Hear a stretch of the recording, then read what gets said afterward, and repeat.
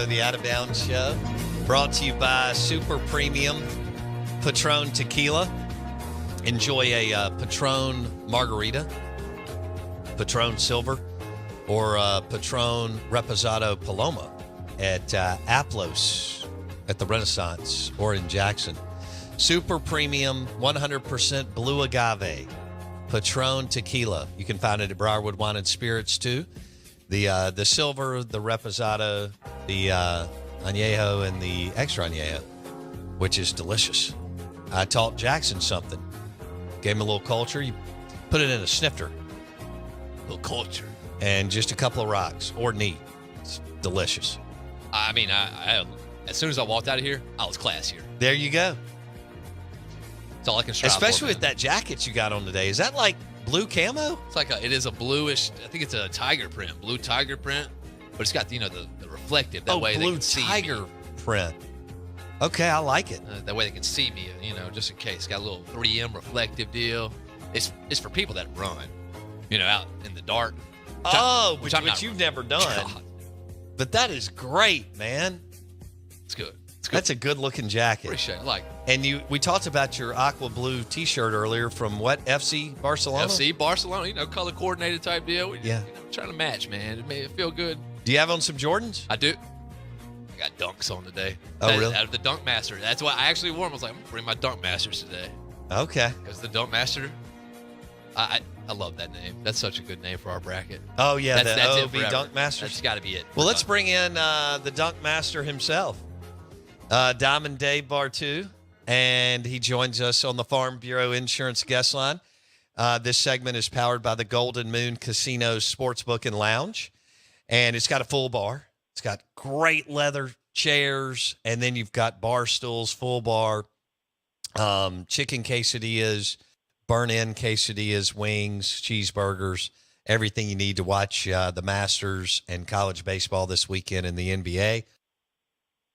Along with playing 18 holes at the Azaleas and the Oaks, bet 50, play 40. Pearl River Resort, Dancing Rabbit Golf Club. We bring in Bartoo. What's up, dude?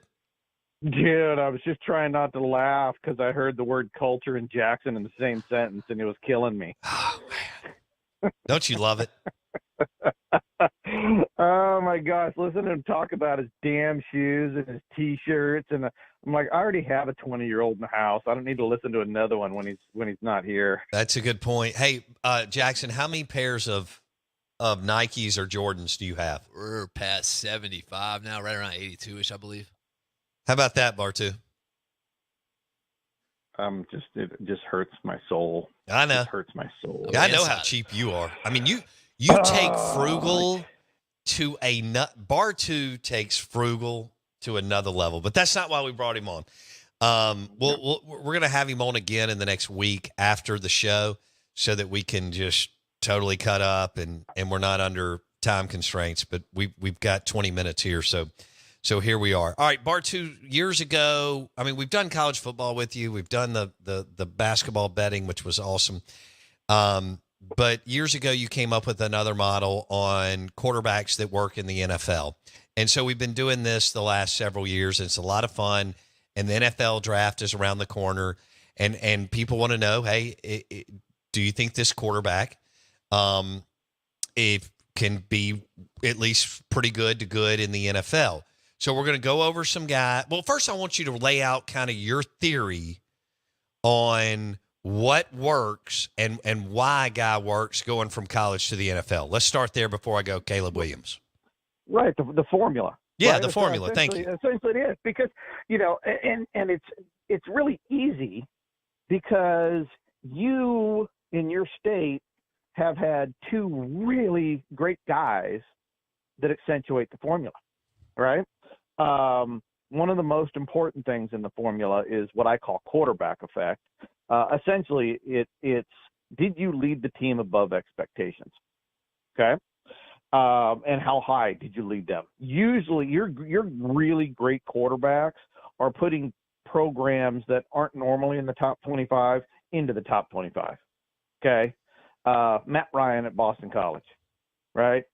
Boston College ain't one in the top 25 hardly before that. I haven't been there since then, right? Roethlisberger, Miami of Ohio. Heck, look in your backyard. Actually, that you have 3 quarterbacks. Oh crap, you got 3 of them, almost 4.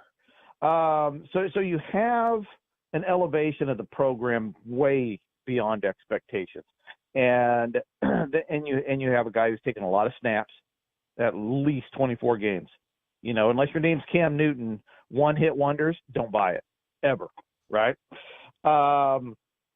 And so it's just that simple. You don't look at completion percentage or stats or anything like that. Now, I love finding the guy who had an average offensive coordinator or a below average offensive coordinator, because you always hear that talk about he's a system quarterback. You've heard that saying a ton of times, right? That's a system quarterback. And I've discovered that a system quarterback just means that offensive coordinator is really, really good, right? Because everybody they touch turns out to be a really good quarterback in college. And so I'm always concerned that the guys that get drafted that had a great OC in college, they didn't really elevate the OC. Did the OC elevate them? So look at the guys in your backyard, and every school has one, right? You got Dak Prescott, elevated the program way past expectations for several years, took an absolute ton of snaps, wasn't part of an elite program, elevated everybody. Eli Manning, elevated the program, wasn't surrounded by elite talent, didn't have a great OC. I mean, they're cut out of the same cloth. Brett Favre. When's the last time Mississippi State's been anywhere, or Southern Miss been anywhere near a top 25 ranking? Long time. It's been a long time. And then they had one lightning in a bottle year with Larry, and it turns out they had an NFL quarterback on that team too. That's right. So when I'm looking at any draft class, I need to see veteran guys. I love seeing guys that are elevating a program that shouldn't be where they're at. And I like finding guys that aren't from elite programs surrounded by elite talent or an elite offensive coordinator, because it's really, really hard to read those guys. And so with this draft class, man, initially I was really excited about it, Bo, because look at the experience everywhere.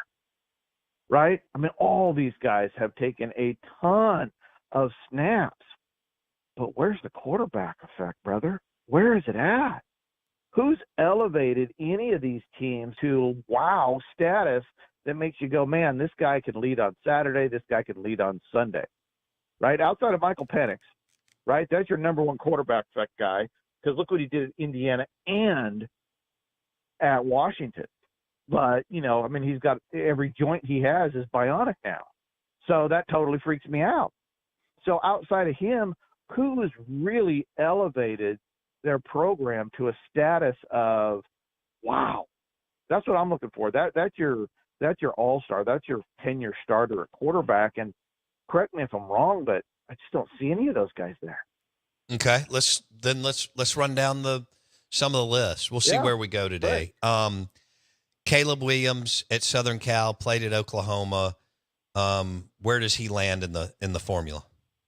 Right, ton of snaps, surrounded by elite talent wherever he's been. He has an offensive coordinator that has done this a million times, man.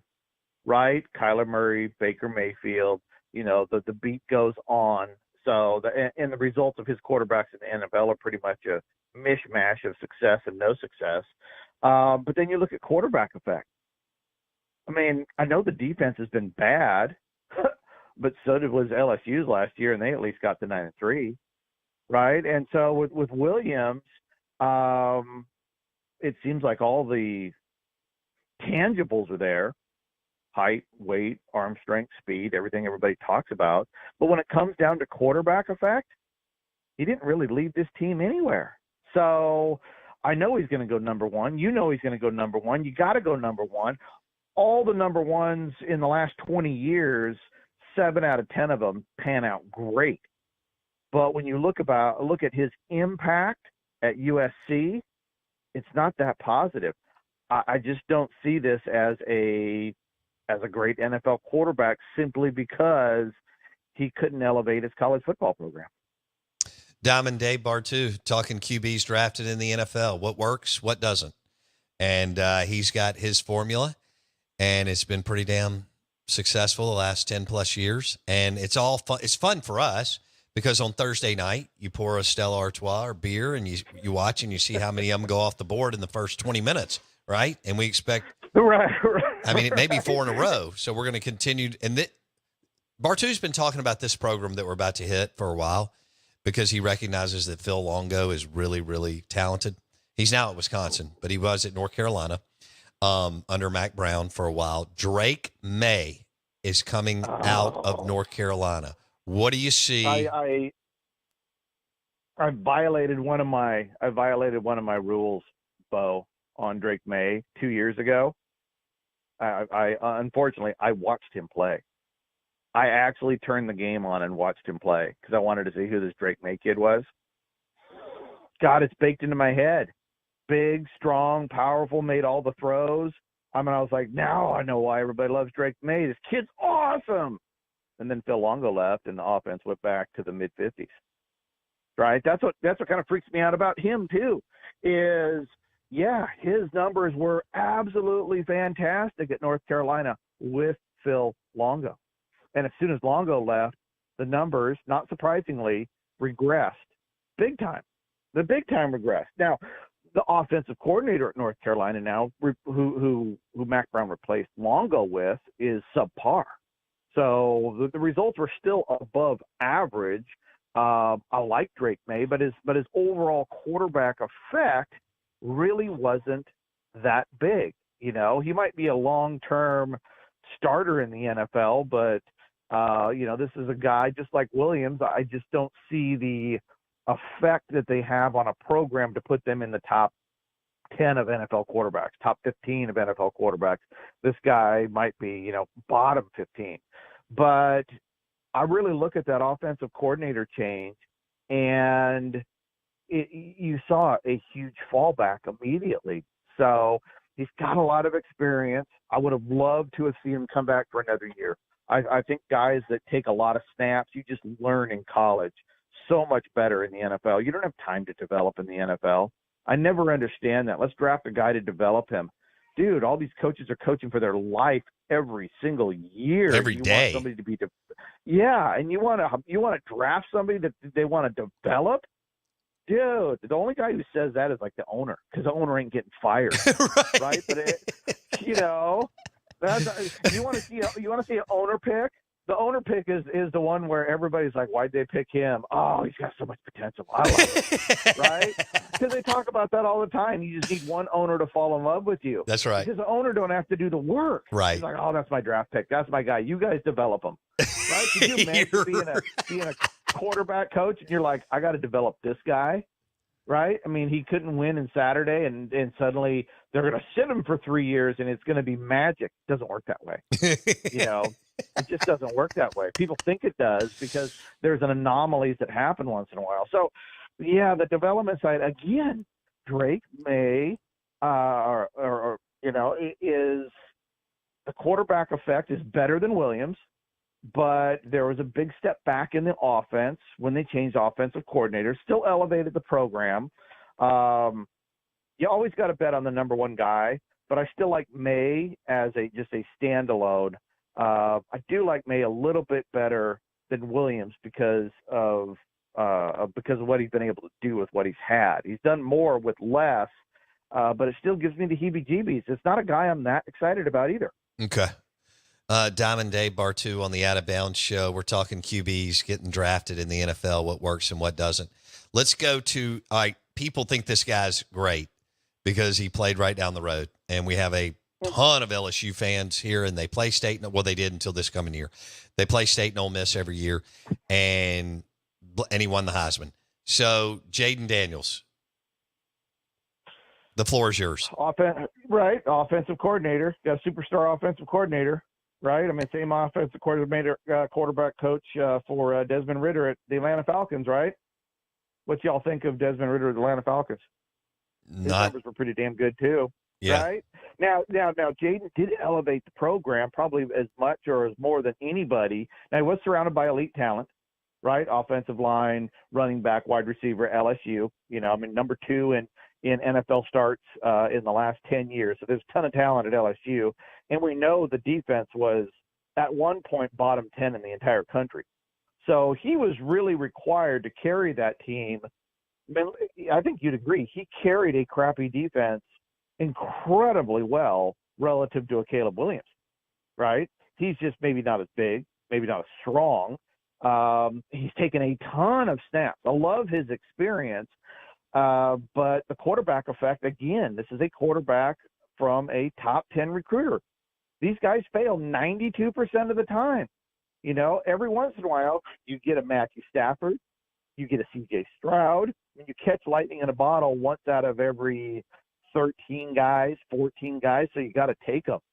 But the odds are really stacked against this guy simply because he was at a program racking up numbers that had massive amounts of talent. But when it comes down to elevating the program, in the last 2 years, he's done it as good as May, and certainly better than what Williams has done. Okay. So Jaden would be above both of them. I think right now when you look at the numbers of those 3 guys at the top, I still like May the best. Okay, those 3 guys, because with Daniels, what's a big markdown is coming from an elite recruiter. Those guys just don't make it, man. They just don't. I know you go, Dave. Matt Stafford made it, Dave. Dude, that was like 36 years ago, right? And C.J. Stroud made it, right? I mean, and then that's when you go, yeah, great. The first Ohio State quarterback in 63 years to make an impact at the NFL, right? And the beat goes on. It's hard to find a really good NFL starter from an elite recruiter because they don't learn much. They're surrounded by elite talent. They don't have to carry the bags every Saturday. All those Alabama quarterbacks that just simply with Nick Saban, just don't turn the ball over, son, and we're good. You're going to throw for 4,000 yards. Don't turn it over. We're going to win a national title. You're going to get drafted in the first round, make a ton of money, and be out of the league in 3 years. Awesome, right? Awesome. I'll cash that check all day long. But when we're talking about trying a long-term solution to the quarterback position, guys coming from elite recruiters scare the crap out of me. It's just because the numbers back it up. So that's why of those 3 guys, the guy I'm taking, the guy I would push my chips in on to be the most successful in the NFL right now of those 3 is going to be May. Okay. Who's number 4? We still got 5 minutes. Let's hit one more. Yeah. I don't know if I want to go with one that you kind of like in Rattler or JJ McCarthy. We only have time for one more. I'll just hit them both real quick. Rattler's my favorite dark horse one, right? Okay. I mean, he made offensive court. He's got less talent at South Carolina, won way above expectations, and took 2 offensive coordinators that are bottom 30% in our grading system and made them look good. Okay, that's great, right? He hasn't been injured much like him. McCarthy, look, he's on a Michigan team that had similar talent to Clemson, and as a quarterback, he took Michigan to the same level as Clemson, national title. So the guy you got to compare him to is he Deshaun Watson? Well, in my opinion, answer to that's pretty easy. Hell no. Yeah. So I don't see it there, but he has led the team. He has a lot of experience. But can he carry the bags on Sunday? Because he didn't really have to carry him that much on Saturday with that defense and that run game. So Rattler is your dark horse. And right? J.J. Just McCarthy, like you're Brock like. Purdy was 2 years ago, right? Yeah. Yeah. It's Rattler's my Purdy. Okay. Right? Rattler's my Purdy. Hell, Rattler's my Dak Prescott. I said Dak Prescott was the number 1 quarterback efficient effect guy in the draft that year. You did. Yeah. So I just am not excited about this draft because there's just not a lot of guys that carried the bags, brother. What about Bo Nix from Auburn and Oregon? Tons of experience. I don't think there's a lot of upside, but I like his downside. It's not very low either. Very, very steady. Okay. Right? Very, very steady. Didn't bring a lot of impact to accelerating the program. Didn't win big games. Was surrounded by incredible offensive coordinator talent. So again, and who was I that, don't mind Bartoo? seeing him. Let's see here. He had Will Stein this year. Okay. And then previous year it was, well, God, he did make Kenny Dillingham look awful damn good. We know what Kenny Dillingham did at Florida State. Ooh, yeah. God, something that's going to be he's getting pushed down to what, round 3, round 4? This is where that's going to be better value for him. Okay. He might be one of the better value. He did make Kenny look really good. I kind of forgot about that for a heartbeat. Okay. Ooh. But again, elite recruiter, top 10, talent everywhere, great offensive line, great wide receivers, one of the best running back duos in college football.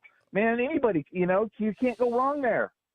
I'm still not 100% sold on him. It's just not an exciting. There's nobody that jumps out. Like I said, if Michael Penix had J.J. McCarthy's health history or was as healthy as Caleb Williams, dude, that guy would be my number one 10 times over, right? But he's busted up. But he has everything else. So if he gets lucky and stays healthy, he's going to be a great later round value. Right. So you like the value of Rattler, you like the value of Bo Nix, and you like the value of Michael Penix at second, third, fourth round. Yeah. It's the Williams and the Daniels scare me the most because Williams, there's no quarterback effect there. He didn't elevate the team.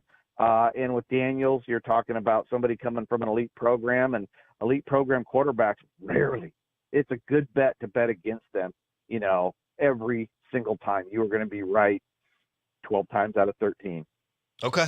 We'll leave it, but we're doing more of this. We're doing more of this, and he's got a new model on formula on kind of, I guess, quantifying or grading athleticism. And this is going to be cool, too. So we'll do that. Bartoo, be good. Thank you so much for hopping up early. We'll do this again in the next week, okay? Call me anytime. Always happy to tell a story. All right. See you, bud. Diamond Dave on the Farm Bureau Insurance guest line. Okay, as we wrap it up today, I've got to tell you about Ted Hair Restoration at Core. Core is in the township. They do all kinds of cool things. Cryotherapy, red light therapy, IVs, and it's awesome. But they bought this state-of-the-art piece of equipment called TED, and it's for hair restoration.